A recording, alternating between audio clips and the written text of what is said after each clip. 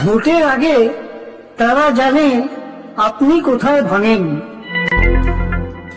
ভোটের আগে তারা জানে আপনি কোথায় ভাঙেন, কিন্তু আপনি জানেন না কে আপনার ভাঙন গুনে গুনে লিখে রাখে।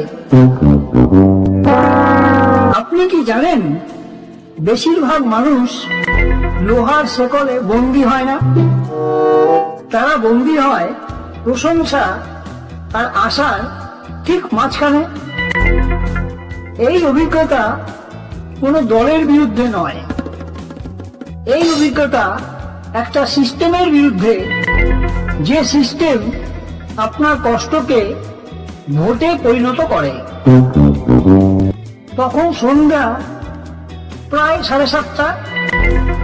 বৃষ্টির পরে রাস্তায় জল জমে আয়নার মতো চকচক করছিল। ঠিক তখন দরজায় টোকা। আমি দরজা খুলতেই দেখি পরিপাটি সাদা পাঞ্জাবি, আত্মবিশ্বাসী চোখ, তার মুখে এমন একটা মিষ্টি হাসি যেটা মানুষকে নয়, তাদের দুর্বলতাকে পড়তে জানে। তিনি ভেতরে ঢুকলেন না, দরজার বাইরে দাঁড়িয়েই কথা বললেন। কারণ ক্ষমতাবানরা কখনোই আপনার ঘরে ঢোকে না, তারা আপনাকে দরজার কাছেই আটকে রাখে। তিনি বললেন, আপনি এই এলাকার খুব সম্মানিত মানুষ, আপনার মতো মানুষ থাকলেই দেশ বদলায়। আমি তো শুনে অবাক। আমাকে কেউ কখনো আগে তো এত সম্মান দেখায়নি। আমরা বুঝতেও পারি না সেই সম্মানের দাম কতটা ভয়ঙ্কর হতে পারে। তিনি বললেন, আপনার এলাকায় হাসপাতাল নেই, রাস্তা ভাঙা, ছেলে মেয়েদের চাকরি নেই, সব জানি। এইসব অন্যায় আর চলতে পারে না। শুনে আমি চমকে গেলাম। আমি তো ওনাকে এসব বলিনি, তাহলে উনি জানলেন কিভাবে? তিনি শুধু একটা হালকা হাসি হাসলেন আর বললেন, আমরা মানুষের কষ্ট জানি। আমি চাই আপনার মতো মানুষদের পাশে থাকতে। আমি অবাক হইনি, কারণ আমার কষ্টগুলো তিনি জানতেন, কিন্তু তিনি কখনো বলেননি কেন তিনি এতদিন জানতেন না। ভোট আসার কিছু মাস আগে সমাজে একটা অদ্ভুত পরিবর্তন দেখা যায়। ভোটের আগে কিছু কিছু মানুষ হঠাৎ খুব আপন হয়ে যায়, হঠাৎ করে কিছু মানুষ খুব ভদ্র হয়ে যায়। যে মানুষটা এতদিন আপনাকে চিনত না, সে হঠাৎ আপনার নাম জানে, সে আপনার নাম মনে রাখে। যে মানুষটাকে বছরের পর বছর আপনি সমস্যার কথা বলেও পাননি, সে হঠাৎ আপনাকে সময় দেয়। ভদ্রতার মুখোশ পরা নেতারা ভোটের আগে কখনো রাগ দেখায় না, তারা তখন খুব শান্ত, খুবই সহানুভূতিশীল, খুবই ধৈর্যশীল। তারা আপনার চোখে চোখ রেখে কথা বলে, হাত রাখে আপনার কাঁধে। তারা মানুষের কথা মন দিয়ে শোনে, মাথা নাড়ে, কখনো কথার মাঝখানে কথা বলে না। তাদের খুব মানবিক মুখ আমাদের চোখে পড়ে। যারা 5 বছর আপনার রাস্তা দিয়ে কখনো হাঁটেনি, তারা হঠাৎ আপনার ঘরের ভেতরের খবর জানতে চায়। আপনার সমস্যার তালিকাও তারা জানে। আপনার মায়ের অসুখ, আপনার ছেলের চাকরি, আপনার মেয়ের পড়াশোনা, সবই তাদের নখদর্পণে। তারা মহিলাদের নিরাপত্তার কথা বলে, তারা সংস্কৃতির কথা বলে, মুখে শুধুই প্রতিশ্রুতি আওড়ায়। আপনি অবাক হয়ে যান, ভাবেন এরা এতদিন কোথায় ছিল?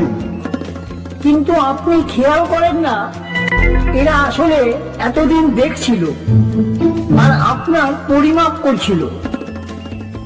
পরিমাপ করছিল কে কাকে মানে, কে কিসে দুর্বল, কে কিসে আবেগী, কে কি চায়, কে কিসে খুশি, আর কে কতটা চুপ থাকতে পারে।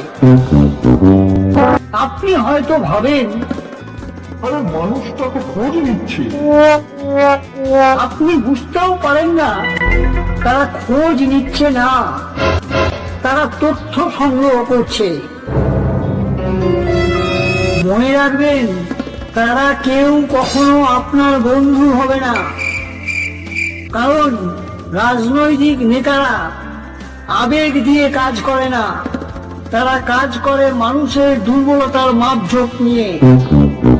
আমার যন্ত্রণা ওদের কাছে শুধুমাত্র একটা প্রচার, আমার ভয় এখন ওদের কাছে একটা অস্ত্র, আর আমার নীরবতা ওদের কাছে নানা ধরনের আয়ের উৎস। আপনার কষ্ট ওদের কাছে সমস্যা নয়, সেটাই ওদের কাছে একমাত্র পুঁজি।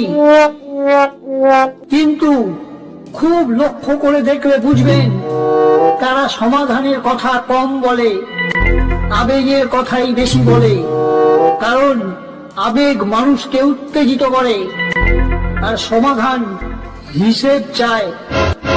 আর মানুষ হিসেব করলেই অনেক প্রশ্ন উঠে আসে।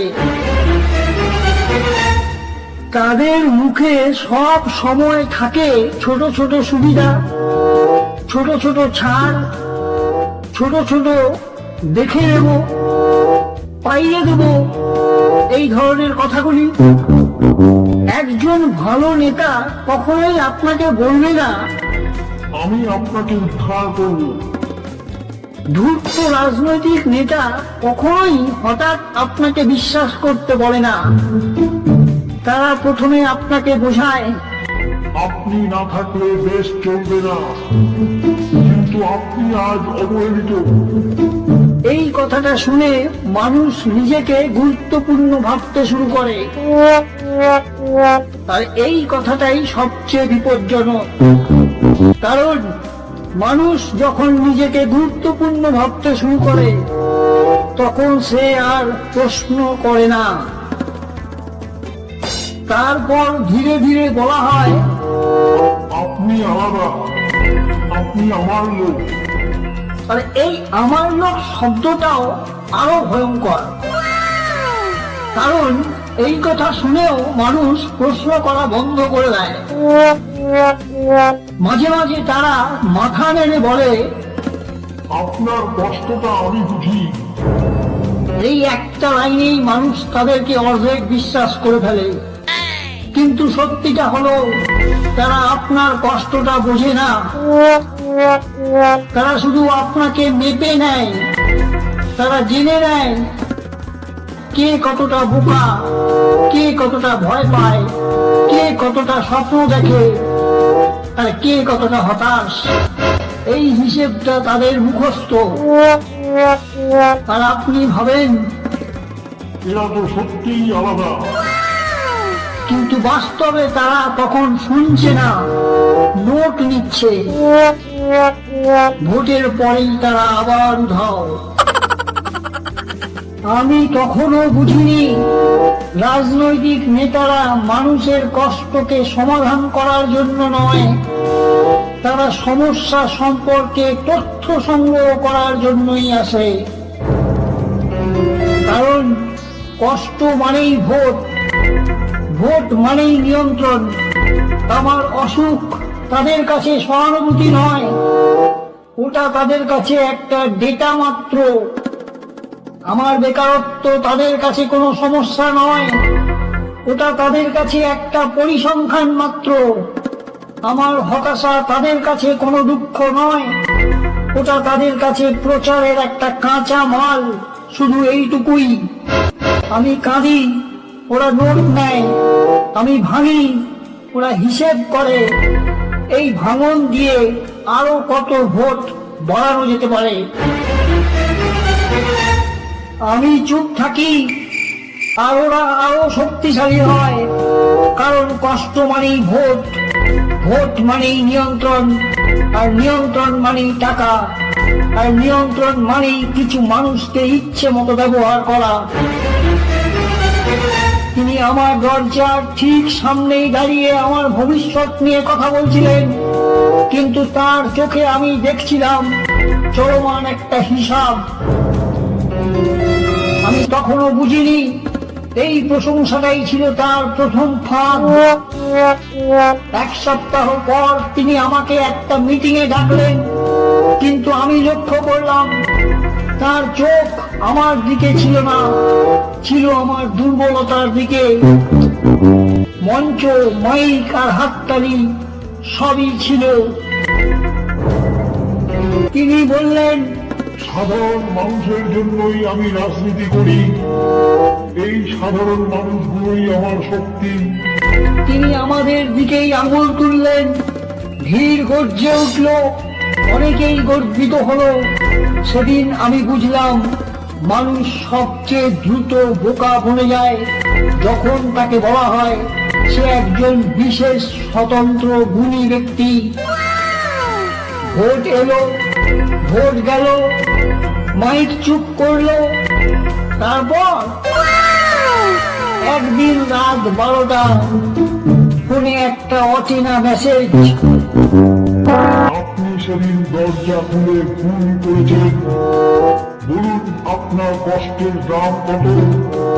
আমি ভেবেছিলাম কেউ আমাকে বুঝেছে, আসলে তারা আমাকে মাপছিল।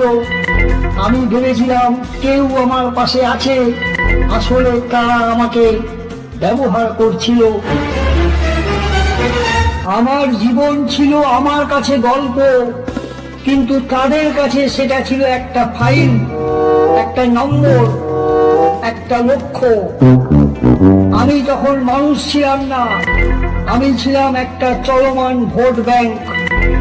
আমি বুঝলাম সেদিন তিনি শুধু ভোট চাইতেই আসেননি, তিনি এসেছিলেন আমার ভয়, লজ্জা আর আশা কিনতে। তারপর আবার একটা মেসেজ এলো, ভোটের আগে আপনি ছিলেন মানুষ, আর ভোটের পরে আপনি তো শুধু একটা সংখ্যা মাত্র। সেই পরিচিত মুখটা হঠাৎ খুব ব্যস্ত হয়ে পড়ে, আর ফোন ধরে না, সময় নেই, অজুহাত, মিটিংয়ে আছি। আর তখন আপনি ভাবেন হয়তো সত্যি চাপ আছে, কিন্তু আসলে তাদের প্রয়োজনটা শেষ। ভোটের পর এই মুখোশটা আর দরকার হয় না, তখন আর দরজায় আসে না, তখন কাজ শেষ। রাস্তা ঠিক হলো না, হাসপাতাল হলো না, হাসপাতালের জায়গায় উঠলো শপিং মল। চাকরি এলো না, চাকরির প্রতিশ্রুতির জায়গায় উঠলো পোস্টার। আর আমরা উঠলাম ফেসবুক স্ট্যাটাসে, চায়ের দোকানের তর্কে আর দীর্ঘশ্বাসে। আমি খোঁজ নিয়ে জানলাম এই জমিটা ওই নেতার বেনামি কোম্পানির। সেদিন রাত্রে আমি একটা ভুল করলাম, আমি ওনার দেওয়া নম্বরে ফোন করলাম, কল কেটে গেল। আমি তখন বুঝলাম সত্যি ভোটের আগে আমি মানুষ ছিলাম, ভোটের পরে আমি হয়ে গেলাম শুধু একটা সংখ্যা মাত্র। সেই রাত্রেই আমি প্রথমবার অনুভব করলাম আমার জীবনের প্রতিটি কষ্ট কারো না কারো ফাইলে লেখা আছে। একদিন আবার দরজায় টোকা মারার শব্দ শুনলাম। না, এবার তিনি নন, তার দলেরই কোনো লোক। তিনি বললেন, দাদা একটু সাপোর্ট দরকার, দাদা তো আমাদেরই মানুষ। আমি ভাবলাম এবার নিশ্চয়ই কাজের কথা হবে। উনি আমাকে ফিস ফিস করে বললেন, দাদা বেশি প্রশ্ন করবেন না, বেশি প্রশ্ন করলে আপনি আমাদের কাছে বিপজ্জনক হয়ে উঠবেন, আর তাতে আইন কমে যায়। আমি জিজ্ঞাসা করলাম, আচ্ছা হাসপাতালটা কবে হবে? তিনি মুখ টিপে হাসলেন, আবার বেরিয়ে এলো ঠিক সেই হাসিটা যেটা দিয়ে মানুষ সত্যকে ঢেকে রাখে। আমাকে বললেন, দাদা, রাজনীতি এত সহজ নয়। সেদিন বুঝলাম রাজনীতি জটিলও নয়, এটা মানুষকে বোকা বানানোর একটা টুল মাত্র। মানুষকে বোকা বানানো কত সহজ বুঝলাম। আমি তো আজ একটা ফাইল হয়ে গেছি। আমি আর মানুষ নই, আমি একটা রাজনৈতিক ফাইল। আমি প্রশাসনে গেলে কেউ আমার অভিযোগ নেয় না, কারণ সেই ফাইলটা তখন ওনাদের কাছেই থাকে। রাজনৈতিক নেতারা কখনো আপনাকে সরাসরি মিথ্যে বলে না, তারা আপনাকে অর্ধেক সত্য বলে, কারণ অর্ধেক সত্য সম্পূর্ণ মিথ্যার চেয়েও বেশি বিপজ্জনক। তারা বলবে, চেষ্টা করছি, ফাইল আটকে আছে, সময় লাগবে, পরের বার দেখছি। এই পরের বারের মধ্যেই পুরো জীবনটা কেটে যায়, আর আপনি অপেক্ষা করতে করতে অভ্যস্ত হয়ে যান। অপেক্ষায় তখন আপনার স্বভাব হয়ে দাঁড়ায়। আমরা মনে রাখি প্রতিশ্রুতি, কিন্তু ভুলে যাই ফলাফল। আমরা আবার বিশ্বাস করি একই ভাষায়, একই হাসিতে, একই আবেগে। নেতা জানে যদি প্রশাসন ঠিক মতো কাজ করে তাহলে আর মধ্যস্থতাকারীর দরকার থাকবে না, তাই তারা ইচ্ছাকৃতভাবেই কিছু জিনিস ভাঙা রাখে, কিছু সমস্যা বাঁচিয়ে রাখে। আপনি ভেবে নেন, উনি না থাকলে তো আরো খারাপ হতো। এই ভাবনাটাই ওনার সব থেকে বড় জয়। তাহলে সমস্যা কেন ঠিক হয় না? খুব গুরুত্বপূর্ণ প্রশ্ন এটা। সব সমস্যা ঠিক করলে নেতার আর দরকার থাকে না, তখন সিস্টেম চলে। আর সিস্টেম চললে মধ্যস্বত্বভোগী অপ্রয়োজনীয় হয়ে পড়ে। আপনি কি জানেন কেন কিছু সমস্যা ইচ্ছে করেই বাঁচিয়ে রাখা হয়? যদি সব সমস্যার সঠিক সমাধান করা হয়ে যায় তাহলে আর নেতার কোনো প্রয়োজন থাকে কি? তাই কিছু সমস্যা ইচ্ছে করেই অসম্পূর্ণ রাখা হয়, যাতে পরের ভোটে আবার সেই সমস্যাটাকেই প্রতিশ্রুতি হিসেবে বিক্রি করা যায়। সমস্যার সমাধান হয়ে গেলে প্রতিশ্রুতি বিক্রি হবে কি করে? তাই কিছু রাস্তা ইচ্ছে করেই ভাঙা রাখা হয়, কিছু হাসপাতাল স্বেচ্ছায় অসম্পূর্ণ থাকে, কিছু চাকরি শুধু কাগজেই বন্দী হয়ে থাকে।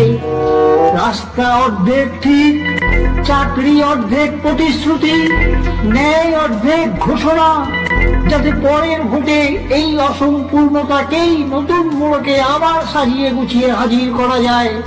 কারণ সমস্যা থাকলেই তো নেতারা আবার উদ্ধারকর্তা হয়ে ফিরে আসার সুযোগ পাবে।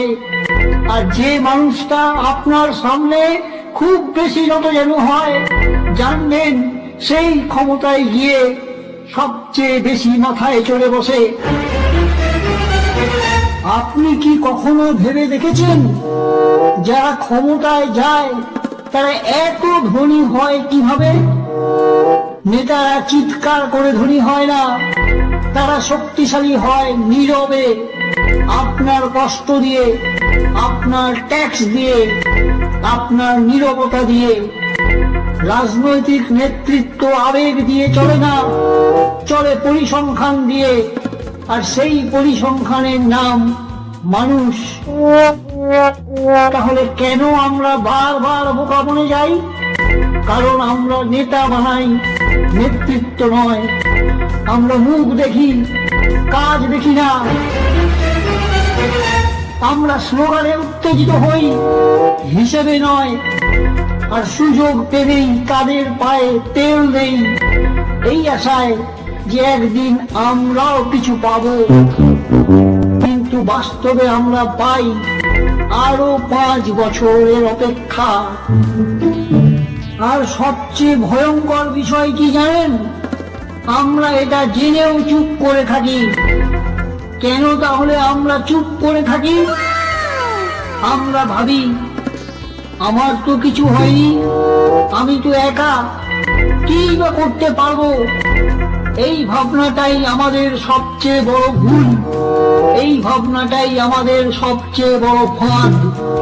কারণ এই 3টে বাক্য দিয়েই চলতে থাকে সবচেয়ে বড় প্রতারণা। প্রতারণা তখনই সফল হয় যখন সবাই ভাবে আমি তো একা। সব প্রতারণা হঠাৎ হয় না, জানেন কি? কিছু প্রতারণা শুরু হয় খুব আদরে।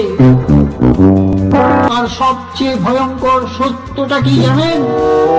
আমি এটা জেনেও চুপ ছিলাম, কারণ আমাকে শেখানো হয়েছিল অপেক্ষা করো, সহ্য করো, আর বিশ্বাস করো। তারা জানতো যে মানুষ অপেক্ষা করে সে কখনো প্রশ্ন করে না। আজ আমি আর চুপ করে নেই, আজ আমি দরজা বন্ধ করে দেই। কারণ যে মানুষটা আমার কষ্টকে ভাষণ বানায় সে কখনো আমার কষ্ট মুছতে আসে না। সে আসে ক্ষমতা পাওয়ার জন্য, সে আসে নিজের জন্য। আর আমি আর নিজেকে বিক্রি করি না। মানুষ বদলায় কিন্তু প্যাটার্ন বদলায় না। কিন্তু তাহলে আশাটা কোথায়? আশাটা এইখানেই। সবাই একরকম নয়, সব নেতা একরকম নয়, সব মানুষও একরকম নয়। কিন্তু পার্থক্যটা বোঝা যায় শুধু এক জায়গায়, ভোটের পর। খুব সহজ একটা পরীক্ষা। ভোটের আগে নয়, ভোটের পরে দেখুন।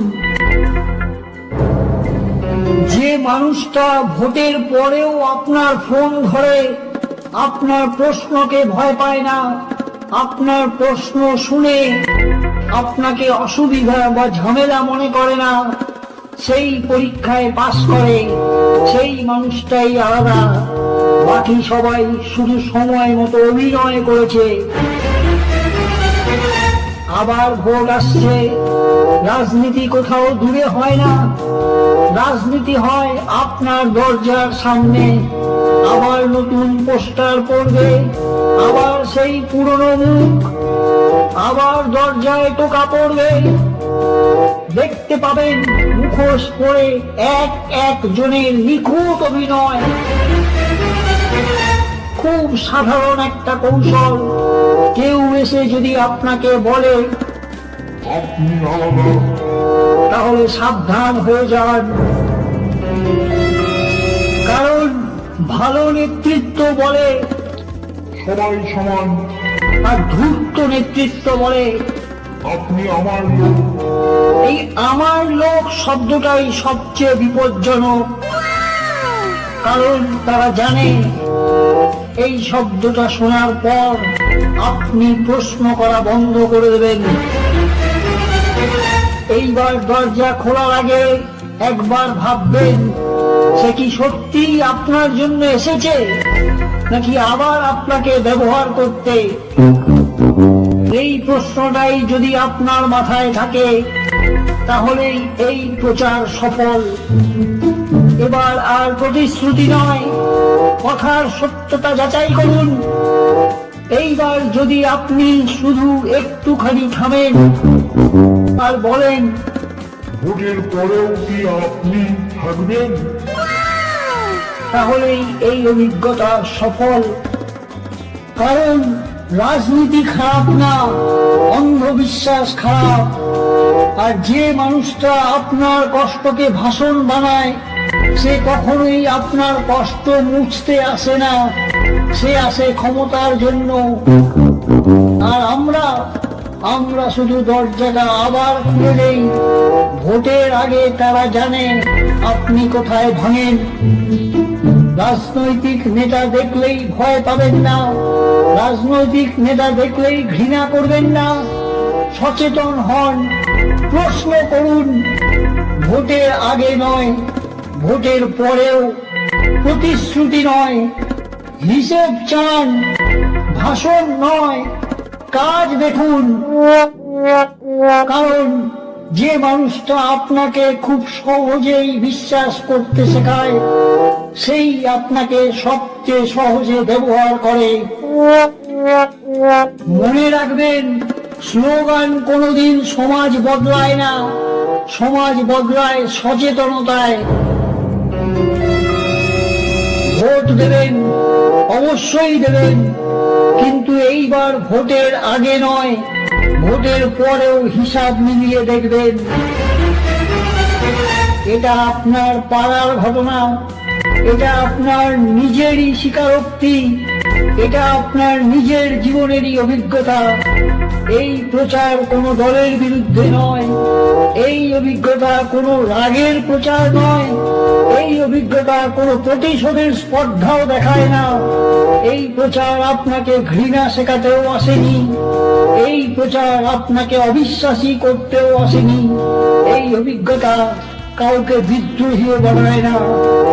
এই প্রচার শুধু একটা কথাই বলে, বিশ্বাস করুন, কিন্তু চোখ বন্ধ করে নয়। এই প্রচার ধীরে ধীরে বুঝে ওঠার একটা জ্বলন্ত আগুনের। এই প্রচার একটা মানসিকতার বিরুদ্ধে, যে মানসিকতা বলে মানুষ ভুলে যাবে, মানুষ ভয় পাবে, মানুষ আবার বিশ্বাস করবে। এই প্রচার যদি আপনার সঙ্গে মিলে যায়, তাহলে এটা অন্যভাবে নেবেন না। এটা একটা সতর্ক বার্তা। আর সতর্ক না হলে আবার যে দরজায় আসবে, সে আবারও আপনার নাম জানবে, কিন্তু তাতে আপনার ভাগ্য বদলাবে না। তাই নিজেই অন্ধকারের মধ্যে আলো জ্বালাতে শিখুন।